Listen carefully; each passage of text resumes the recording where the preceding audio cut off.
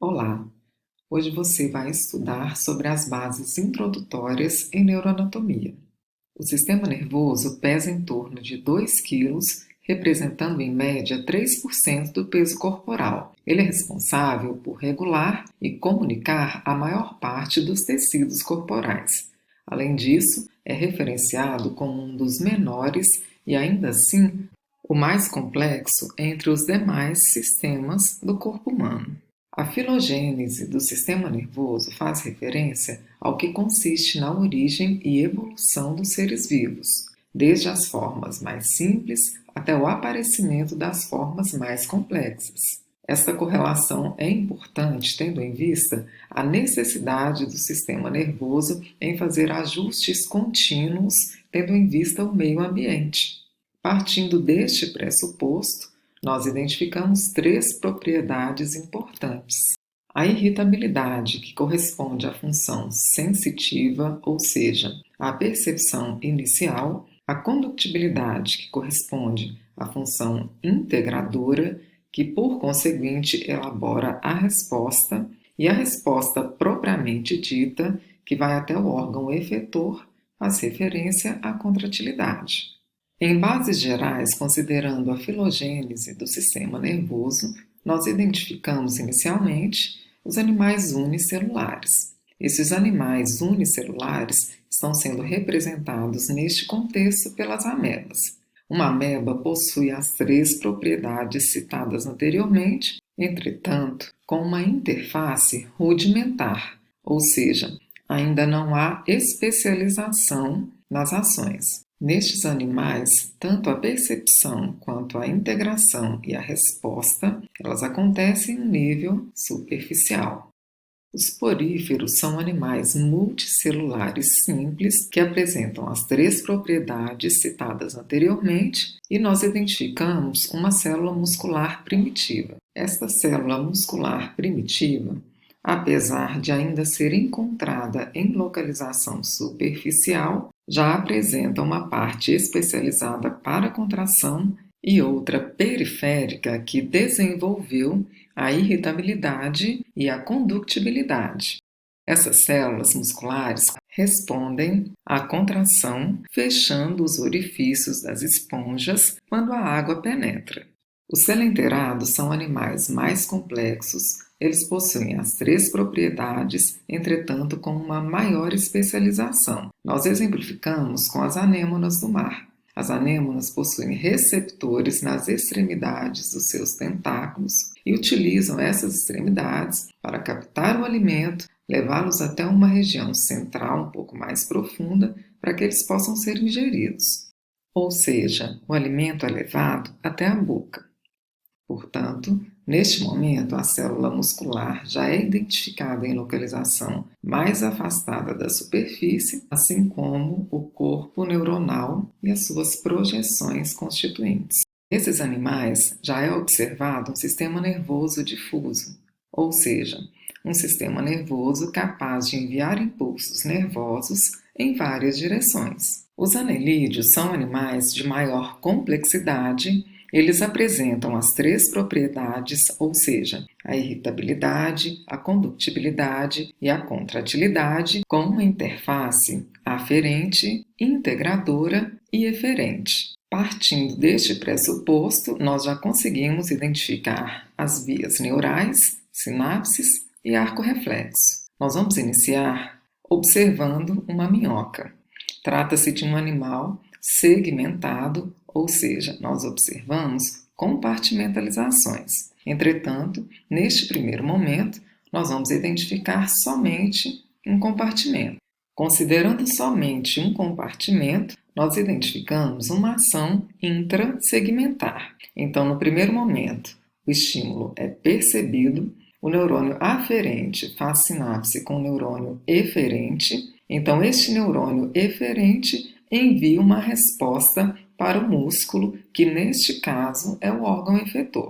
Agora, o que nós observamos são 2 compartimentos. Portanto, já não falamos mais de uma ação intrasegmentar. e sim de uma ação intersegmentar. O estímulo é percebido em determinado ponto, o neurônio aferente faz sinapse com o neurônio de associação ou internuncial, e este neurônio, por sua vez, faz sinapse com o neurônio motor no outro compartimento. Então, essa ação passa de um compartimento para o outro, o que representa uma ação intersegmentar. Um exemplo de um arco reflexo simples no homem é o reflexo patelar. Quando o ligamento patelar é tocado pelo martelo, a perna é projetada em sentido superior, o joelho fletido passa para uma postura em extensão. Então, vamos por partes. O estiramento percebido na musculatura anterior da coxa, em uma região específica na qual nós identificamos o fuso muscular, detecta o estiramento e envia uma informação para o nível medular. Posteriormente, a informação na medula espinal faz sinapse com o neurônio motor eferente, de maneira que duas respostas são enviadas. É enviada uma resposta excitatória para o músculo quadríceps, que por sua vez estava estirado e vai então contrair encurtando, e uma resposta inibitória para a musculatura posterior da coxa, que por sua vez estava contraída e agora relaxa. Trata-se de um arco reflexo simples, também conhecido como reflexo miotático ou monossináptico. A evolução dos neurônios sensitivos ou aferentes, lembrando que esses neurônios são responsáveis por conduzir o estímulo da superfície ao centro. Observe que durante a filogênese a tendência é de centralização do corpo do neurônio, de maneira que o corpo do neurônio fica mais afastado em relação à superfície corporal. Você vai agora conhecer as bases gerais referentes à embriologia do sistema nervoso. Nós vamos agora considerar a partir da segunda semana de desenvolvimento embrionário, observando os 3 folhetos germinativos, ou seja, ectoderma, mesoderma e endoderma. Nós observamos, então, um espessamento do ectoderma, tendo em vista a origem do sistema nervoso. Em localização central, nós identificamos uma região que vai assumindo uma maior profundidade em torno da 3ª semana de desenvolvimento embrionário. A partir desta profundidade, nós observamos um sulco central e 2 pregas neurais laterais. Esta profundidade também é referida como a goteira neural, principalmente quando ela vai se tornando cada vez maior.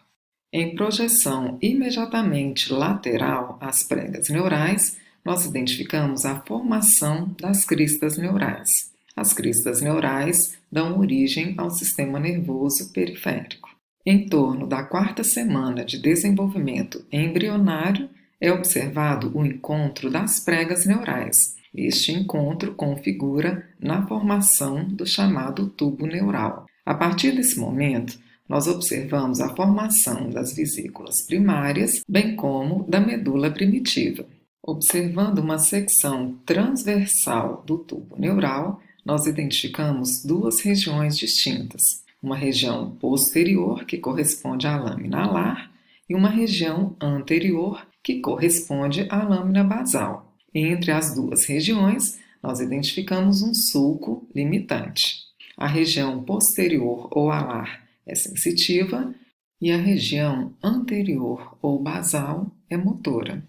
Nós agora vamos seguir identificando as vesículas cerebrais primárias. Em torno da 3ª, 4ª semana de desenvolvimento embrionário, nós identificamos um cérebro anterior ou prosencéfalo, um cérebro médio ou mesencéfalo e um cérebro posterior ou robencéfalo. Imediatamente sequente com o robencéfalo, nós identificamos a medula espinal ainda primitiva. Em torno da 7ª semana de desenvolvimento embrionário, nós já identificamos as chamadas vesículas cerebrais secundárias. Já houve uma evolução no processo de formação. O antes prosencéfalo se diferencia em diencéfalo e telencéfalo. O mesencéfalo, embora já tenha modificado a sua estrutura, não modifica a sua nômina. O cérebro posterior ou rodoencéfalo se diferencia agora em metencéfalo e mielencéfalo, e a antes medula primitiva se diferencia em medula espinal.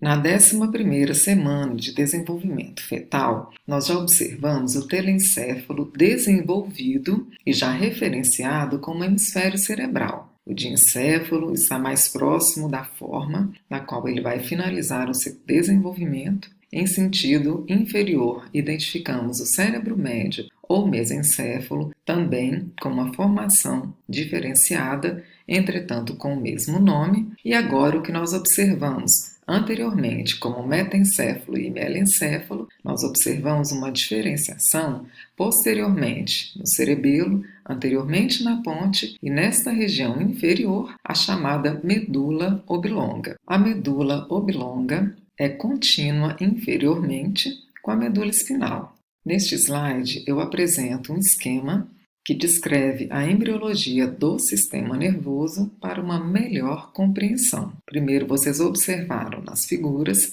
e agora vocês acompanham um raciocínio textual. Em relação aos sistemas controladores do organismo, nós correlacionamos o sistema nervoso com o sistema endócrino. Juntos, eles trabalham para manter o equilíbrio corporal, ou seja, a nossa homeostase. As funções do sistema nervoso incluem, primeiramente, a função sensorial, que faz referência à nossa percepção inicial, ou seja, o início de um estímulo. Logo, esse estímulo é enviado a um centro integrador, já fazendo referência à função integrativa. Trata-se da função que vai, então, elaborar uma resposta. A resposta faz referência à função motora. Quando nós falamos em função motora, nós falamos em função eferente. E quando nós falamos em função sensorial, nós falamos em função aferente. As funções superiores, elas estão relacionadas com as funções que nós fomos assumindo tendo em vista a nossa evolução. Então, nós estamos fazendo referência à memória, à cognição, ao intelecto, que, por sua vez, nos diferencia dos animais irracionais. Os principais constituintes do sistema nervoso são organizados em uma parte central e outra parte periférica. Na parte central, nós identificamos o encéfalo e a medula espinal. O encéfalo está alojado na cavidade craniana e a medula espinal ocupa o canal vertebral. No sistema nervoso periférico, nós identificamos os nervos cranianos, os nervos espinais, os gânglios, que nada mais são do que corpos de neurônio fora da parte central, e plexos específicos, como o plexo entérico do intestino delgado, bem como os receptores sensoriais na pele. Sob o ponto de vista topográfico, o sistema nervoso é organizado da seguinte forma. Observando esta M cabeça, nós identificamos o telencéfalo como a maior massa encefálica, o diencéfalo em localização central, dividido em tálamo, hipotálamo, epitálamo, subtálamo e o metatálamo, que é encontrado em torno do tálamo, considerando as duas massas talâmicas dos dois antímeros. Lembrando que nós estamos observando somente um antímero, uma N cabeça. Na sequência, nós identificamos o tronco encefálico. Ele é constituído pelo mesencéfalo, pela ponte e pelo bulbo. O bulbo faz referência à medula oblonga. A medula oblonga é sequente com a medula espinal inferiormente. Por último, nós identificamos o cerebelo em localização póstero-inferior, que corresponde à região occipital, tendo em vista a estrutura craniana. Portanto, fiquem atentos. Quando nós falamos em sistema nervoso central, nós correlacionamos o encéfalo, que por sua vez inclui o cérebro. Quando nós falamos em cérebro, nós fazemos referência ao telencéfalo e ao diencéfalo. Quando nós falamos em tronco encefálico, nós identificamos o bulbo, a ponte e o mesencéfalo. E em localização póstero-inferior, tendo em vista a região occipital, nós identificamos o cerebelo. A medula espinal é o conteúdo, ou pelo menos a maior parte do conteúdo que nós encontramos no canal vertebral. Neste corte, tendo em vista uma secção no plano transverso, nós identificamos a medula espinal ocupando a maior parte do canal vertebral, bem como a estrutura óssea, protegendo. Nós observamos uma vértebra, a abertura central da vértebra, quando ela está desarticulada, é chamada de forame vertebral, de maneira que as relações que a medula estabelece diretamente ainda no canal vertebral são com as raízes nervosas, com as meninges e com a vascularização. Agora, o importante é entendermos a topografia da medula espinal, ou seja, a localização. Dando sequência à organização do sistema nervoso sob o ponto de vista topográfico, nós identificamos o sistema nervoso periférico. Como nós já vimos, é constituído pelos nervos cranianos, que representam 12 pares de nervos, e os nervos espinais, representando 31 pares de nervos. Os nervos cranianos estão associados ao encéfalo e os nervos espinais estão associados à medula. Os gânglios e os receptores sensoriais também estão incluídos no sistema nervoso periférico. Aqui nós observamos, em uma vista inferior do encéfalo, os nervos cranianos. Neste momento, nós ainda não vamos identificar cada um deles, bem como seus aspectos funcionais, mas é importante já visualizarmos pelo menos as suas origens aparentes. Nesta observação, nós identificamos os 31 pares de nervos espinais, eles estão associados à medula, portanto, nós seguimos identificando as regiões: a região cervical, a região torácica, a região lombar, os nervos sacrais e o nervo coxígeo, bem como duas regiões importantes que são mais dilatadas: a intumescência cervical, que envia a inervação para os membros superiores, e a intumescência lombosacral, responsável pela inervação dos membros inferiores. Sob o ponto de vista funcional, o sistema nervoso é dividido da seguinte forma: em sistema nervoso somático ou voluntário, com um componente aferente que corresponde aos esteroceptores, como, por exemplo, os receptores sensoriais da pele, e o componente eferente faz referência ao músculo esquelético. O sistema nervoso visceral corresponde à parte autônoma ou involuntária do sistema nervoso. Nós identificamos também o componente aferente, fazendo referência aos visceroceptores, e o componente eferente, fazendo referência ao músculo liso, cardíaco e glândulas. No componente eferente do sistema nervoso visceral, nós identificamos o sistema nervoso autônomo. O sistema nervoso autônomo ou autonômico é dividido em sistema nervoso parasimpático, que corresponde ao segmento crânio-sacral, e segmento simpático, correspondente ao segmento tóraco-lombar. Nesta primeira observação, nós vamos identificar o componente motor somático, ou seja, nós identificamos o corpo do primeiro neurônio motor no córtex do telencéfalo e o segundo neurônio motor na medula. Então, nós estamos falando do sistema nervoso somático. Agora, nós identificamos o sistema nervoso autônomo ou autonômico, aquele no qual nós identificamos a divisão simpática e parasimpática. A nômina dos neurônios aqui é diferente. Nós identificamos um neurônio pré-ganglionar na medula e um neurônio pós-ganglionar fora da parte central. Observem que na divisão simpática do sistema nervoso, este indivíduo se encontra em uma situação de luta ou fuga. Portanto, o sistema nervoso simpático gasta energia em potencial, diferente do sistema nervoso parasimpático, que economiza energia conforme este momento de digestão após uma refeição. Sob o ponto de vista metamérico, o sistema nervoso é dividido em parte suprassegmentar, fazendo referência ao cérebro e cerebelo, e parte segmentar. Esta parte inclui o sistema nervoso periférico, o tronco encefálico e a medula espinal. A segmentação está diretamente relacionada com a emissão das inervações. No sistema ventricular, nós identificamos espaços que são preenchidos pelo líquido cerebroespinal e nos quais também é observada a produção do líquor. Nós identificamos então dois ventrículos laterais, o terceiro ventrículo, um aqueduto mesencefálico e o quarto ventrículo. Neste corte do encéfalo no plano sagital mediano, tendo em vista esta observação medial, nós observamos no ventrículo lateral, no terceiro ventrículo e no quarto ventrículo os plexos corióideos.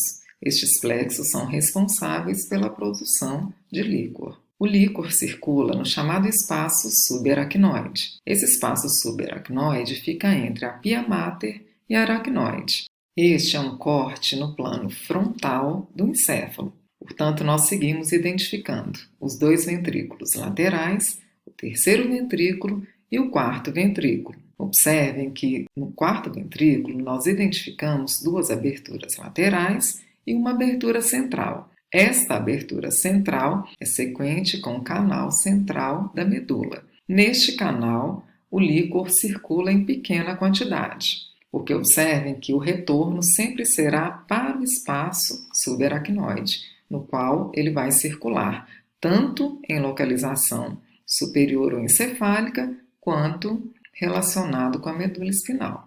O neurônio faz referência à unidade funcional do sistema nervoso. Ele é capaz de gerar um potencial de ação. O neurônio é constituído pelo corpo celular, com uma parte central correspondendo ao núcleo, as pequenas ramificações que fazem referência aos dendritos, bem como o axônio que faz sinapse com o órgão efetor. Ainda no axônio, nós observamos a bainha de mielina, que acelera o potencial de ação, além de agir como isolante elétrico, e destacamos que os dendritos estão relacionados com a função sensitiva e o axônio está relacionado com a função motora. Em relação aos tipos de neurônios, nós identificamos um típico neurônio motor que possui um corpo projetando diretamente várias pequenas ramificações. Estas pequenas ramificações fazem referência aos dendritos. A partir do corpo celular, nós identificamos uma longa projeção, que é o axônio. Esse tipo de neurônio, tipicamente motor, é encontrado no córtex cerebral e na medula. Nessa segunda observação, nós identificamos um neurônio bipolar. Portanto, observem a diferença nas projeções. Nós identificamos um corpo celular que projeta um único dendrito e, a partir dele, as suas pequenas ramificações. Na outra extremidade, nós identificamos o axônio. Trata-se, então, de um neurônio sensitivo que nós encontramos na orelha interna e na retina, bem como na área olfatória do encéfalo. O terceiro tipo de neurônio que nós identificamos também é um neurônio sensitivo. Ele é chamado de unipolar ou pseudo-unipolar. O corpo do neurônio emite uma única projeção. Essa projeção é curta e, a partir dela, nós identificamos o axônio. Aqui, a projeção dendrítica é diferenciada. Observem onde nós identificamos os dendritos. Entretanto, o que explica essa projeção única nas duas extremidades próximas ao corpo do neurônio, sendo o axônio, é que este neurônio pseudo-unipolar, tendo em vista a sua fase de desenvolvimento embriológico, ele já foi um neurônio bipolar. Portanto, as duas extremidades se fundem, formando esta única projeção. As células da glia ou as neuróglias são células do sistema nervoso central. Elas não são capazes de gerar potenciais de ação, entretanto, possuem outras funções importantes. Os astrócitos, eles estão relacionados, os protoplasmáticos, com o corpo do neurônio, portanto, estão envolvidos com a nutrição e oxigenação, bem como os astrócitos fibrosos estão relacionados com os vasos sanguíneos, ou seja, eles são responsáveis por formarem uma barreira, chamada barreira hematoencefálica. Observem que as micróglias são células menores que estão relacionadas com os dendritos. Essas células elas estão envolvidas com a fagocitose, o chamado oligodendrócito. Observem que a associação é com o axônio do neurônio e especificamente com a bainha de mielina. Portanto, a bainha de mielina no sistema nervoso central é produzida pelos oligodendrócitos.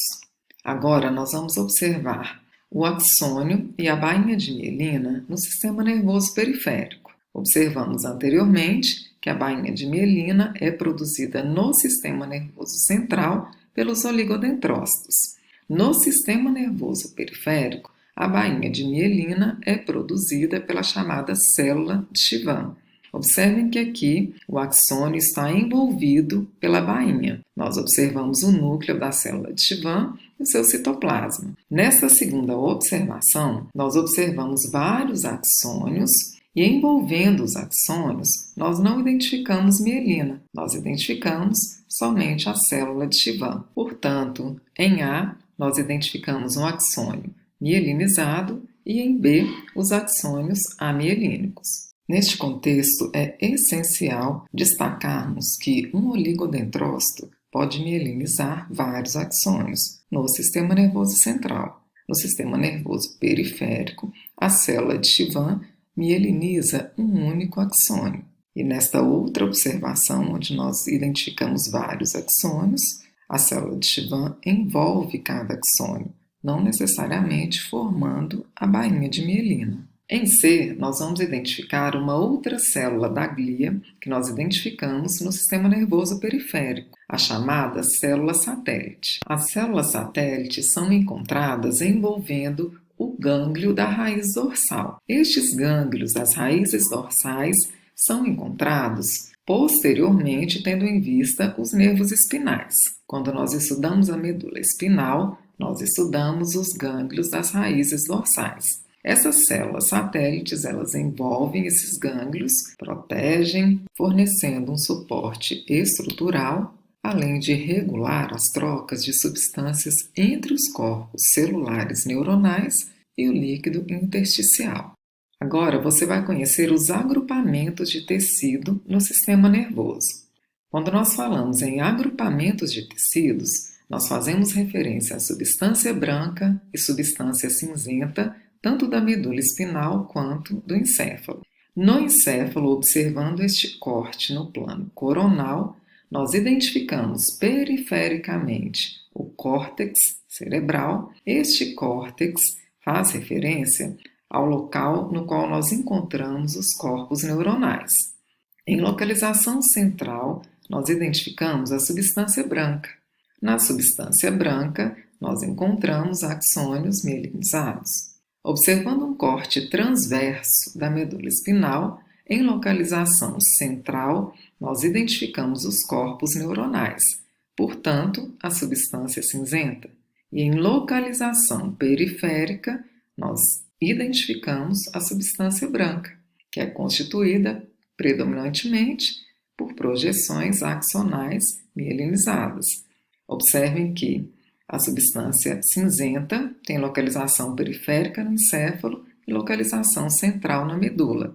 E a substância branca tem localização central no encéfalo e periférica na medula espinal. Em relação aos envoltórios do sistema nervoso central, nós identificamos 3 meninges.